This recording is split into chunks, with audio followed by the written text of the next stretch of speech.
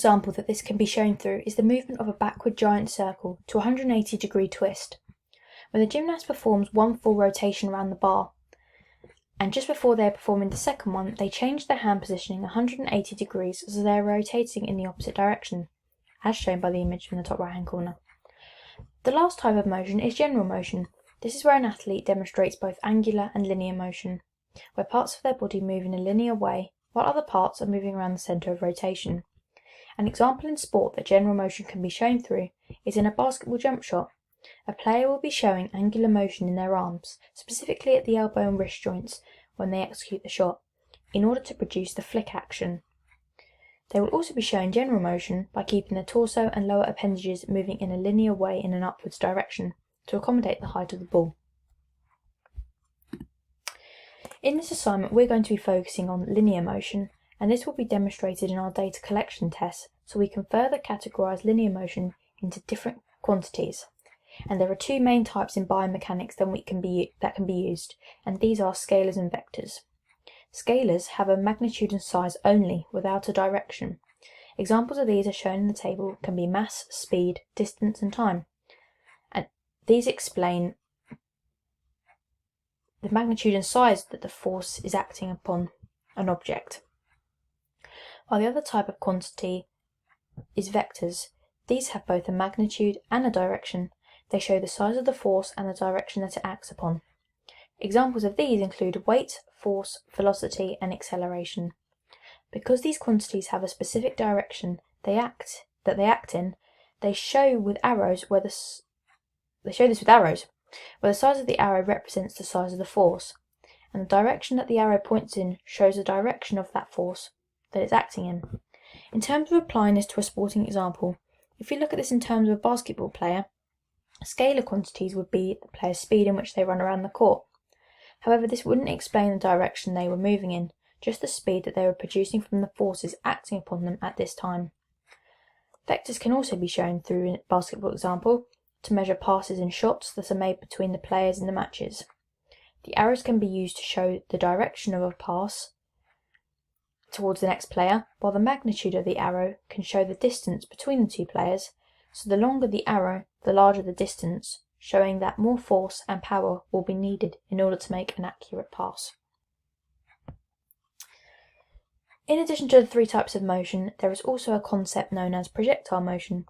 This is when only the force of gravity acts upon an object. For example, an object that is dropped from a stationary position, an object thrown in an upwards direction, and an object that is thrown upwards but at an angle. The principle of projectile motion is that a body or object, once projected, will only be influenced by gravity, acting as a downward force, and will only continue to move due to its own inertia. Projectiles are very important in shooting in basketball. This is because the speed and the angle of the ball's travel ultimately determines whether the shot is scored or missed. And as we previously looked at in 6.2, the perfect technical model for a basketball shot, we know there is an ideal angle that the ball needs to travel in. So if the angle is larger than the ideal, then the ball will probably move in a straight line and miss the net completely. Similarly, if the angle is smaller, the arc motion will not be created, and therefore there will be no rotation on the ball, so it will only move in an upward direction and fall back down due to the force of gravity. So this is why the angle is vital in order to provide rotation, because without an arc, the ball will rather travel flat or in an up and down motion. Now we are going to look at some of the types of scalars and vectors that can be used in biomechanics. Firstly, we have distance. Distance is the total distance covered by an object during its motion. It is an example of a scalar quantity because it only presents a magnitude, not a direction. As we can see in this diagram, this is the course that an athlete may take, for example, around a 400-metre running track, or the distance covered around a basketball court. Another example of this is a basketball player warming up and down the sidelines. The diagram shows several of the basketball players' positions at various points where they were warming up. At each letter mark, the coach makes the player reverse their position and move in an opposite direction to move from position A to B to C to D. On the other hand, we have displacement. This is often confused with distance, but the definitions show different ideas. Displacement is how far out of place an object is. In other words, the object's overall change in position, which is the shortest distance from their start point to the finish, regardless of their direction. Therefore, displacement is a vector quantity as it considers both magnitude and direction to show how far the object has moved and the direction from their start to end position. So when the athletes have finished running, they will then end up back in the same position that they started in. So therefore, they are not out of place. To explain this further, if we consider a basketball player, if they run 500 metres north, then 500 metres south, they would have run a total distance over 1,000 metres. However, they would have a displacement of 0 metres.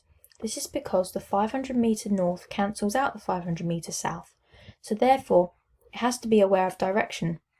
This is also represented by the use of positive and negative values, where positive values are moving in a right direction and negative values is moving in the left direction. And there's just a graph on the screen to demonstrate distance time graphs. We can see that the green line is showing a really steep gradient to show that the athlete moved from 0 metres to 100 metres in 5 seconds, which is represented by the steepness. We can see it's quite a sharp increase in distance in a short space of time.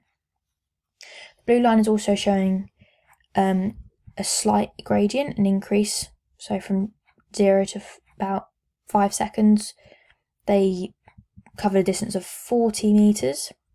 And then we see this sort of plateau, and this is demonstrating the athlete moving at a constant speed. Then we can see there's a negative gradient, steady speed, and returning to their start position. So it's negative. The red line is showing the journey starting from 2 seconds when they start to accelerate, which is later than the other two lines. So then the athlete is accelerating. As we can see, the gradient starts to increase. Then it sort of goes up constantly, so they've decelerated, and then they stop. So this just represents the idea of distance time graphs. The measurements of speed and velocity are both used to describe the rate at which a body moves from one position to another, and the rate at which this occurs. Firstly, we have speed. This is the rate of motion and how quickly a body moves, and this is measured in meters per second. We can calculate speed by dividing the total distance covered in meters by the time taken in seconds, as shown by the equation. Speed is a scalar quantity because it is only an object's motion per unit of time, taking no consideration into the direction of travel. This can be represented as an average speed of an object, so an object with a high speed will cover a larger distance than an object with a lower speed that will cover a shorter distance. However, this also depends on the mass of the object, which ultimately affects the rate of motion that it travels. Similar to speed is the concept of velocity. This is the rate of motion in a resultant direction and the change of position in a given time, which is measured also in meters per second. Velocity is calculated in the same way as average speed, by dividing the displacement covered in meters by the time taken in seconds. Velocity can change when direction changes, even though the speed of the body might remain constant. When a body moves in a straight line, such as the 100-metre sprint, distance and displacement will have the same value. In basketball, the player and the ball's velocity is constantly changing. It increases, it decreases, and this can be because you're changing direction quickly, for example due to a turnover, which would require you to increase your acceleration to sprint back into a defensive position, but you may also slow down once a shot has been scored in order to drop back into position. Velocity can be shown through an example of a basketball layup shot, and due to the basketball's velocity being the same as the player's velocity, it is important to make sure that the ball hits the backboard, which would then apply a reaction force back onto the ball, allowing it to move at the same velocity and go through the net. Otherwise, if the velocity is too high, this will apply a greater force onto the ball, causing it to bounce off the rim and to miss the shot.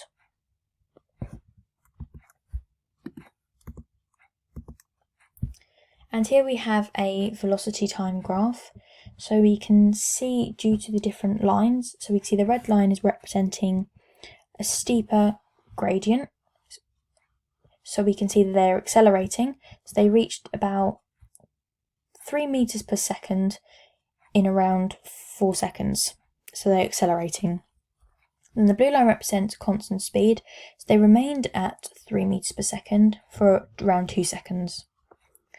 Then we can see by the black line there is a sharp increase in acceleration from 3 meters per second to 6 meters per second. And then represented by the green line, we can see a negative gradient, so the athlete is rapidly decelerating. So they went from 6 meters per second to 0 in the space of 3 seconds. Another important quantity to consider is acceleration. This is the measurement which is used to describe the rate at which a body changes its velocity. When velocity is increasing, it is known as positive acceleration, and when velocity is decreasing, it is known as negative acceleration or deceleration. Acceleration is measured in meters per second squared and can be calculated by using the equation as shown on the screen, where you take the final speed and subtract the initial speed and then divide this by the total time taken. So acceleration ultimately is the change in velocity over time. As shown by the car, we can see that when a greater force is applied to the car will speed up and therefore increase its acceleration at a faster rate. So therefore it goes at a higher speed. Whereas when the car is slowing down, a greater force needs to be applied against the car, so like friction or wind resistance, in order to slow the car down, so they decelerate to ultimately decrease their velocity. And these graphs at the bottom are just demonstrating that as the distance increases and the time increases, you can see the athlete starts to accelerate more. Not necessarily at the beginning where it's quite slow to get started, but once they get to around this position, then they start to accelerate much more quickly. And same with decelerating, distance and time. We can see that as time goes on and the distance increases, they start to accelerate and then decelerate, potentially due to factors like fatigue.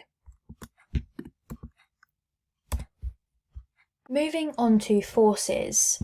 So forces are the interaction between an object which changes its state of motion. And we can see by the picture demonstrated here that forces can produce a push or a pull action on an object. In order to make it move, we have to apply a force. Forces can also be internal, external, horizontal and vertical forces. External forces are created by external factors outside of a system. So examples of these would be applied force tension, force friction and air resistance. And we also have internal forces, and these are forces that occur within a system, so the opposite of external. Examples of these would be like the contraction of muscles within the body. Examples of horizontal forces again can be things like resistance, so friction opposing an object. We can see here there's air resistance acting against this runner, and friction, which will then obviously slow the object down, slow its motion down.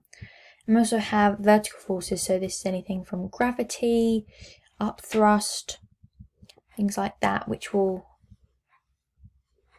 affect the way it moves. So when, for example, we jump, there'll be upthrust acting upon us and gravity, then they'll be balanced. And then once we reach a certain position, the force of gravity will become greater, which therefore pushes us back down to the ground. Forces can have a wide range of effects on a body or object's motion, and this diagram shows the 5 main effects of forces acting upon objects. Forces cause an object to become unbalanced, so due to the forces being unbalanced, where one force is larger than the other, this allows motion to occur. For example, with a sprinter in the blocks, they are stationary, but when they apply force into the ground, there is an opposing force. But the more force the sprinter applies into the ground will cause the force to become unbalanced, and therefore to allow them to accelerate forwards, due to them producing a greater force. Forces have the ability to change an object's motion, from being stationary or at rest to produce movement. For example, in football, when the ball is placed on the penalty spot, it is stationary, but when the football player kicks the ball, It produces movement to propel the ball towards the goal.